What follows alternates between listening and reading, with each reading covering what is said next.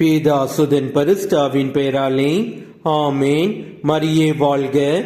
இன்றைய வார்த்தை, ஆண்டவருக்கு அஞ்சி அவர் வழிகளில் நடப்போர் பேறு பெற்றோர். Blessed is everyone who fears the Lord, who walks in his ways. திருப்பாடல்கள் அதிகாரம் 128 வசனம் 1.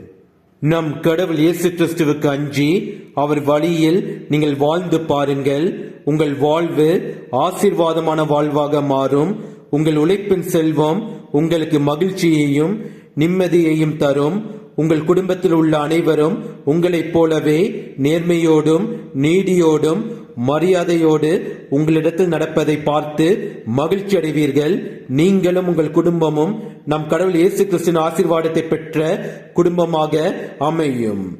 இயேசுவுக்கே புகழ். மரியே வாழ்க. ஆமேன். மாசில்லா கண்ணியே மாதாவே உன்மேல் நேசமில்லாதவர் நீசரியாவார். வாழ்க வாழ்க